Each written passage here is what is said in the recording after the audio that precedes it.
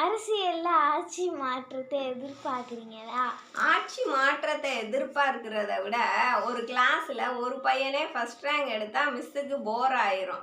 ஒரு 4-5 பசங்க போட்டி இருந்துச்சுன்னா யார் ஃபஸ்ட் ரேங்க் எடுப்பான்னு டோட்டல் பண்ணையில் ஆர்வமாக போடுவாங்க, யார் எடுக்க போகிறா அப்படின்ட்டு.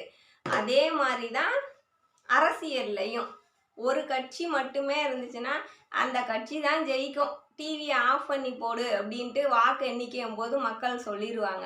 இதுவே ஒரு 2-3 கட்சிக்குள்ளே போட்டி இருந்துச்சுன்னா மக்கள் ஆர்வமாக 4 மணி 5 மணி வரையும் கூட சாப்பிட கூட போகாமல் ஆர்வமாக உட்காந்துருப்பாங்க.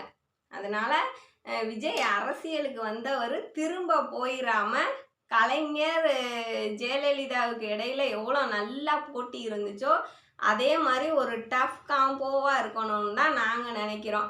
பிடிச்சிருந்தா லைக் பண்ணுங்கள், ஷேர் பண்ணுங்கள், சப்ஸ்கிரைப் பண்ணுங்கள். ஓகே.